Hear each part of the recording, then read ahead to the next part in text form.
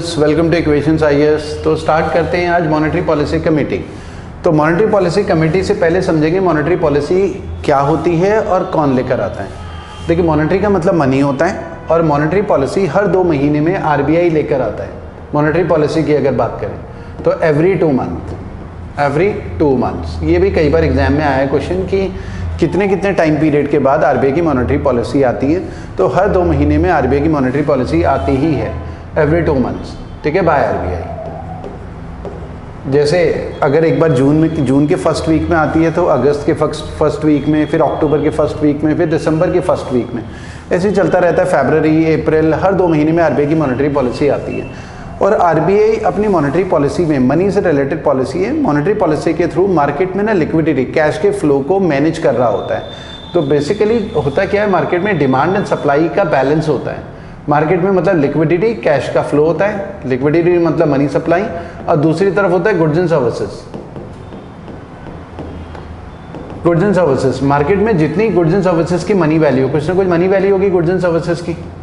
Market में जो भी सामान बिक रहा है उसकी कुछ ना कुछ मनी वैल्यू होती है। तो उतना ही मार्केट में कैश की अवेलेबिलिटी होनी चाहिए। लिक्विडिटी मतलब यहाँ पर कैश की हम बात कर रहे हैं। और ये कैश सप्लाई मार्केट में किसके थ्रू होती है? बैंक्स के थ्रू। और बैंक्स को कौन रेगुलेट कर रहा होता है? आरबीआई।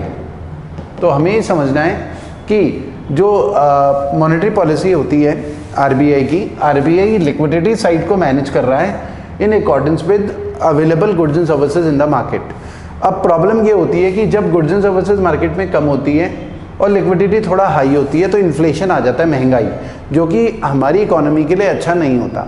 लेकिन हर चीज़ के, जैसे इन्फ्लेशन है हम बोलते हैं नेगेटिव है इकोनॉमी के लिए। इन्फ्लेशन नेगेटिव इकोनॉमी के लिए तब होता है जब काफ़ी ज़्यादा हाई इन्फ्लेशन हो। आइडियल इन्फ्लेशन रेट इकोनॉमी के लिए, जैसे अभी के हिसाब से सरकार ये कहती है 4% इन्फ्लेशन रेट आइडियल है इकोनॉमी के लिए। तो ऐसा भी नहीं कि इन्फ्लेशन पूरा ही ख़राब होता है। तो हमारी इकोनॉमी के लिए अच्छा फिलहाल 4% इन्फ्लेशन टारगेट रखा गया है कि हाँ, इतना ये आइडियल रहेगा इकोनॉमी की। थोड़ी बहुत एक्स्ट्रा डिमांड होनी चाहिए मार्केट में, लेकिन डबल डिजिट में इन्फ्लेशन चला जाए तो इनइक्वालिटी बहुत बढ़ जाती है समाज में और बहुत सारे इश्यूज आ जाते हैं। करप्शन वगैरह बढ़ सकता है, क्राइम वगैरह बढ़ सकता है, क्योंकि इन्फ्लेशन बहुत ज़्यादा है और आम आदमी या कई गरीब लोग वो अपना घर नहीं चला पाएंगे इतने ज़्यादा इन्फ्लेशन में। तो करप्शन हो सकता है, क्राइम हो सकता है, कई सारे इश्यूज हो सकते हैं समाज में, इनइक्वालिटी भी इंक्रीज हो जाएगी, ठीक है। तो इसलिए ज़रूरी होता है कि इन्फ्लेशन को कंट्रोल करना। अब मार्केट में लिक्विडिटी को ऊपर नीचे करना होता है इन अकॉर्डेंस विद मार्केट में जितने भी गुड्स एंड सर्विसेज अवेलेबल हैं उसके अकॉर्डिंगली। तो उसके लिए ही आरबीआई की मॉनेटरी पॉलिसी आती है, ठीक है। अब होता क्या है कि जब भी मार्केट में महंगाई होती है, इन्फ्लेशन ज़्यादा है, इन्फ्लेशन ज़्यादा मतलब लिक्विडिटी ज़्यादा है, तो लिक्विडिटी को कम करना होता है इन्फ्लेशन वाली सिचुएशन में, इसको बढ़ाना होता है ताकि बैलेंस बन जाए, ठीक है। और लिक्विडिटी को तभी कम किया जा सकता है मार्केट में जब आरबीआई इंटरेस्ट रेट इंक्रीज कर दे, ठीक है। तो जब भी लिक्विडिटी को गिराना हो, मार्केट में कैश का फ्लो कम हो, तो आरबीआई ने इंटरेस्ट रेट बढ़ा देता है, इंक्रीज कर देता है। तो इंटरेस्ट रेट बढ़ाने से क्या होता है, जैसे आपने देखा होगा आरबीआई की मॉनेटरी पॉलिसी के rates, repo rate, reverse repo rate, bank rate, CRR, कई रेट्स होते हैं जो अभी हम लिख लेंगे। तो काफ़ी सारे रेट्स होते हैं, आरबीआई उनके थ्रू मनी सप्लाई को कंट्रोल कर रहा होता है कंट्री के बेस्ट इंटरेस्ट में, ठीक है। पहली प्रायोरिटी आरबीआई की इन्फ्लेशन कंट्रोल ही होता है। तो आरबीआई के जो टारगेट्स होते हैं, सबसे पहला मॉनेटरी पॉलिसी का जो पहला टारगेट, प्रायोरिटी होती है, प्रायोरिटी इन्फ्लेशन कंट्रोल होता है पहला। तो और इन्फ्लेशन कंट्रोल के लिए आरबीआई क्या करता है, रेट्स को, जो मॉनेटरी पॉलिसी के रेट्स है उसे इंक्रीज कर देता है इफ इन्फ्लेशन इज हाई। अगर हाई इन्फ्लेशन है तो रेट्स इंक्रीज कर देता है ताकि लोन महंगे हो जाए। महंगे लोन में फिर लोग कम उधार लेते हैं, मार्केट में लिक्विडिटी गिर जाती है। दूसरी प्रायोरिटी आरबीआई की होती है इफ इन्फ्लेशन इज कंट्रोल्ड। अगर महंगाई कंट्रोल में आ गई तो आरबीआई की प्रायोरिटी रहती है जीडीपी ग्रोथ। और जीडीपी ग्रोथ के लिए आरबीआई इंटरेस्ट रेट को घटा देता है, लोन सस्ते कर देता है, रेट्स को घटा देता है। तो ये फेवरेबल होता है बिजनेस के लिए। ये वाली जो सिचुएशन होती है फेवरेबल फॉर बिजनेस, क्योंकि लोन सस्ता हो गया तो बिजनेसमैन को लगता है ये सही टाइम है लोन लेने का और बिजनेस स्टार्ट करने का, क्योंकि ईएमआई छोटी बैठेगी, इंटरेस्ट रेट आरबीआई ने कम कर दी। तो जो भी चीज़ सस्ती होती है वो ज़्यादा बिकती है, तो सस्ता लोन मार्केट में ज़्यादा निकलता है, लिक्विडिटी बढ़ जाती है। सस्ता लोन, महंगा लोन मार्केट में थोड़ा कम निकलेगा, क्योंकि जब इन्फ्लेशन है मार्केट में लिक्विडिटी काफ़ी ज़्यादा है, कैश की अवेलेबिलिटी, उसे घटाना है तो लोन महंगा करो ताकि लोग ज़्यादा बैंक से उधार ना लें और मार्केट में लिक्विडिटी गिर जाए, महंगाई कंट्रोल आ जाए। ठीक है, तो फेवरेबल फॉर बिजनेसेस होता है, इकोनॉमी के लिए फेवरेबल होता है। ठीक है, तो आरबीआई को बैलेंस बना के चलना होता है, तो दोनों में उल्टा करना पड़ता है। इन्फ्लेशन कंट्रोल के लिए रेट्स को बढ़ाया जाता है अगर इन्फ्लेशन हाई है, और जीडीपी ग्रोथ के लिए रेट्स को घटाया जाता है ताकि वो बिजनेस के लिए फेवरेबल हो। लेकिन इसका आउटकम ये हो सकता है, जीडीपी ग्रोथ के लिए जब भी रेट को घटाए तो लिक्विडिटी बढ़ती है मार्केट में, सभी उधार लेंगे, लोन सस्ता है, तो फिर से वापस इन्फ्लेशन वाली सिचुएशन आ सकती है। तो ये साइकिल है, बैलेंस बना के चलना पड़ता है दोनों में।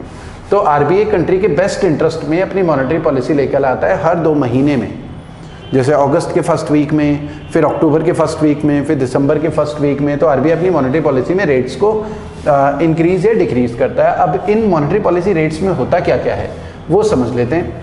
प्रायोरिटी तो ये रहती है, एग्जाम में कई बार आया, इंटरव्यूज में भी कई बार पूछा गया है, ठीक है, रिपीटेड क्वेश्चंस में आता है। अब मॉनेटरी पॉलिसी में क्या क्या होता है, मॉनेटरी पॉलिसी रेट्स में,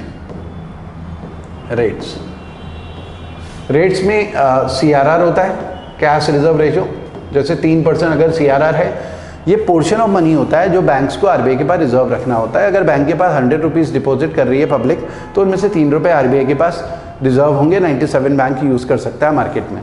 तो सीआरआर पोर्शन ऑफ मनी है जो बैंक्स को आरबीआई में डिपॉजिट करना पड़ता है। उसके अलावा बैंक रेट होता है, बैंक रेट होता है जिस रेट पे बैंक आरबीआई से लोन लेता है, ठीक है, जिस रेट पे बैंक आरबीआई से लोन लेता है। 15 दिन से ज़्यादा का उधार, 14 दिन से ज़्यादा मतलब 15 या 15 दिन से ज़्यादा का उधार अगर बैंक आरबीआई से लेता है तो उसके ऊपर रेट ऑफ इंटरेस्ट उतना ही लगता है जितना बैंक रेट हो। उसके अलावा अगर हम बात करें रेपो रेट, ये दोनों ही रेट ऑफ इंटरेस्ट है जिस रेट पे बैंक आरबीआई से उधार ले रहे हैं। तो बैंक रेट तो होता है 15 या 15 दिन से ज़्यादा का उधार, रेपो रेट होता है 15 दिन से कम का उधार, उसके ऊपर rate of interest repo rate होता है। मान लो बैंक को 5 दिन के लिए उधार चाहिए, 2 दिन के लिए उधार चाहिए, 10 दिन 12 दिन के लिए उधार चाहिए, तो rate of interest repo rate लगता है। 15 दिन से ज़्यादा दिन का उधार चाहिए तो बैंक रेट ही आरबीआई चार्ज करता है बैंक से। अब इंटरेस्ट रेट अगर बढ़ जाएंगे तो लोन में बैंक के लिए महंगा होगा, बैंक जाहिर सी बात है पब्लिक को भी महंगा देगी, तो मार्केट में लिक्विडिटी, कैश का फ्लो डिक्रीज होता है, ठीक है। तो उसके अलावा रिवर्स रेपो रेट होता है, रिवर्स रेपो रेट वो वाला रेट होता है जिस रेट पे आरबीआई बैंक को इंटरेस्ट पे करता है अगर बैंक आरबीआई में अपना सरप्लस कैश डिपॉजिट करे। तो बेसिकली बैंक आरबीआई में जमा भी करता है, जब उसके पास सरप्लस कैश होता है तो आरबीआई उसे इंटरेस्ट पे करता है बैंक को, ठीक है। उसके अलावा कई सारे रेट्स होते हैं, मॉनेटरी पॉलिसी रेट है, एमएसएफ होता है, मार्जिनल स्टैंडिंग फैसिलिटी होता है।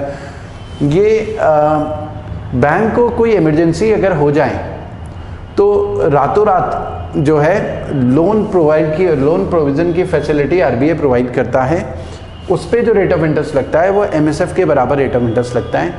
ये एमएसएफ की फैसिलिटी केवल इमरजेंसी पीरियड में ही अवेल की जा सकती है, बैंक्स कर सकता है। अगर उसे कहीं से उधार नहीं मिल रहा है तो एमएसएफ वाली फैसिलिटी से उसे उधार मिल सकता है इमरजेंसी वाले टाइम में।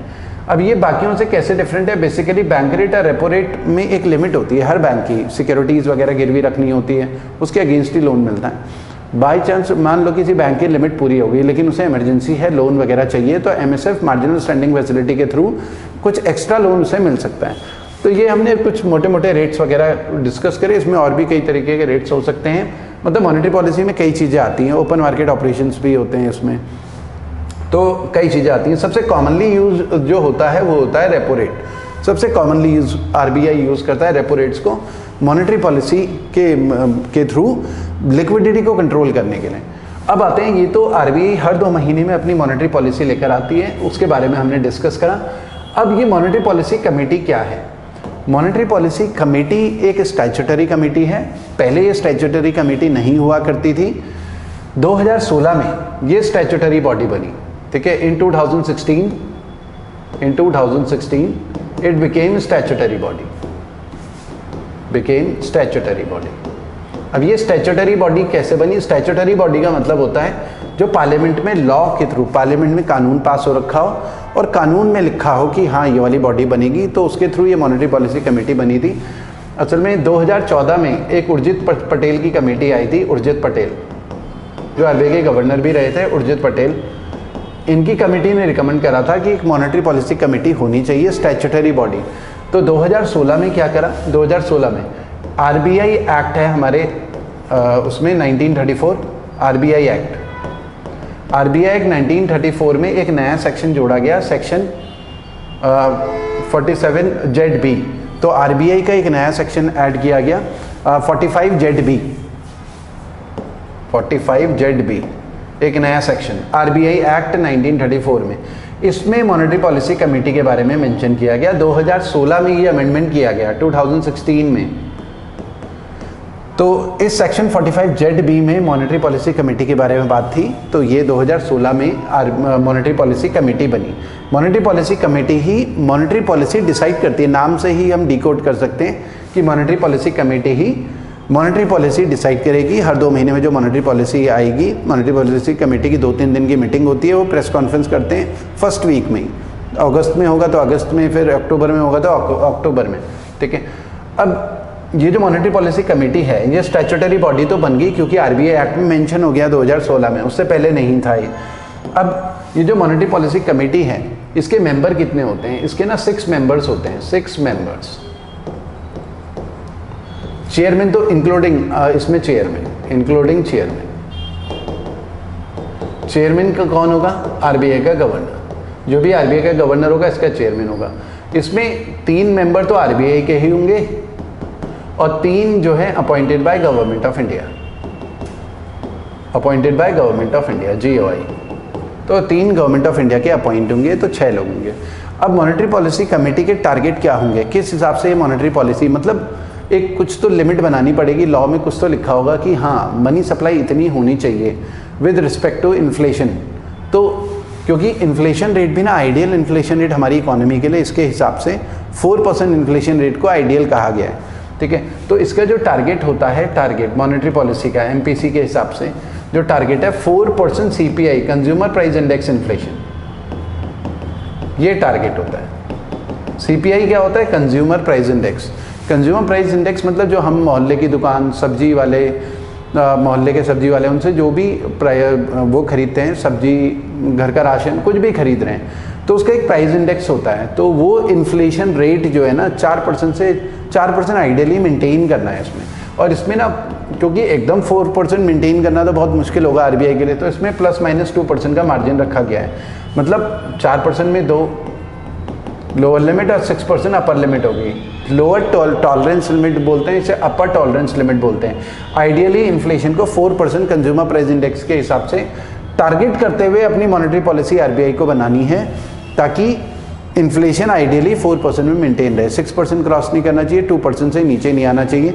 मॉनेटरी पॉलिसी कमेटी बनाने का बेनिफिट ये भी है कि इसमें क्या होगा कि गवर्नमेंट का इंटरफेरेंस कम से कम होगा, क्योंकि आरबीआई लॉ के अकॉर्डिंगली काम कर रहा है। पहले क्योंकि ऐसा कोई स्टैट्यूटरी बॉडी नहीं थी, तो गवर्नमेंट का इंटरफेरेंस हो सकता था उससे पहले, लेकिन अब आरबीआई को क्लैरिटी है कि भाई हमारे पास लॉ है, हम with in the law decide कर रहे हैं कि हाँ इन्फ्लेशन को 4% मेंटेन करना है। तो पहले ऐसा कुछ फिक्स नहीं होता था।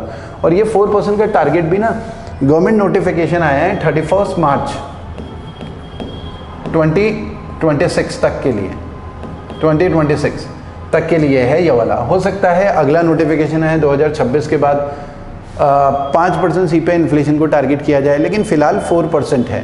जरूरी नहीं कि ये फिक्स होगा। तो मॉनेटरी पॉलिसी गवर्नमेंट नोटिफिकेशन आएगा under MPC, monetary policy committee के हिसाब से गवर्नमेंट एक नोटिफिकेशन निकालेगी कि आरबीआई को इतना % इन्फ्लेशन मेंटेन करना है आइडियली, अब ±2% का एक टॉलरेंस लिमिट होगा। तो इसके अकॉर्डिंगली आरबीआई अपनी मॉनेटरी पॉलिसी बनाती है कंट्री के बेस्ट इंटरेस्ट में। आपको ये ध्यान रखना है कि पहली प्रायोरिटी आरबीआई की इन्फ्लेशन कंट्रोल होता है। दूसरी priority if inflation is control then GDP growth RBI की प्रायोरिटी रहता है कि इकोनॉमिक ग्रोथ होनी चाहिए। और इकोनॉमिक ग्रोथ के लिए फेवरेबल एनवायरनमेंट जो होता है वो हमेशा होता है कि इंटरेस्ट रेट कम से कम, सस्ता लोन मिले मार्केट में, ठीक है।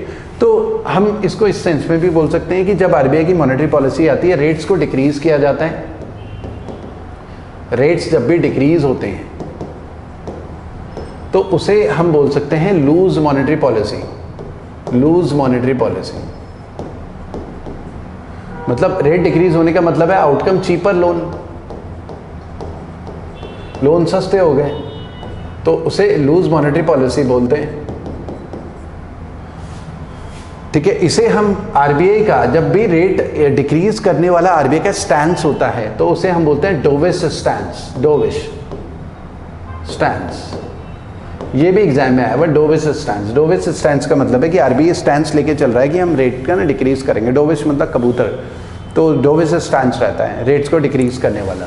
ठीक है, ये क्या करता है, ये जीडीपी ग्रोथ को इंक्रीज करेगा, फेवरेबल फॉर जीडीपी ग्रोथ। तो ये आपको ध्यान रखना है, फेवरेबल फॉर जीडीपी ग्रोथ।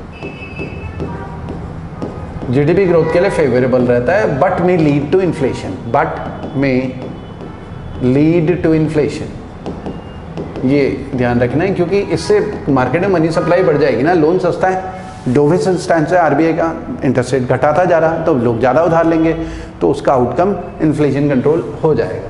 और रेट जब इंक्रीज होते हैं, रेट्स इंक्रीज,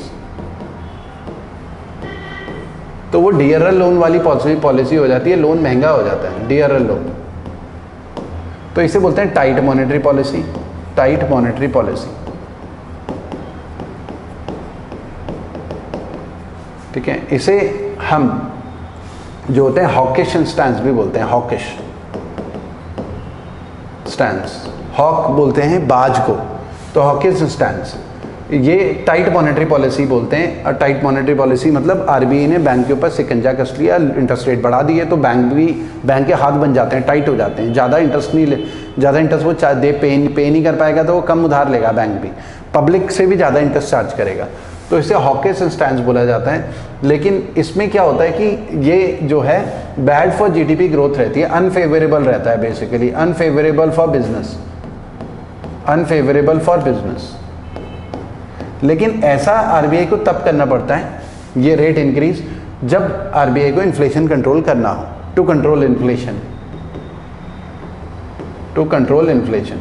तो बेसिकली ये सब इन्फ्लेशन को कंट्रोल करने के लिए करना पड़ता है, हॉकिश स्टैंस रखना पड़ता है, क्योंकि पहली प्रायोरिटी आरबीआई की इन्फ्लेशन कंट्रोल ही होता है। तो आज के वीडियो में इतना ही करते हैं, वीडियो को लाइक जरूर करें और हमारे चैनल को सब्सक्राइब जरूर करें। Thank you.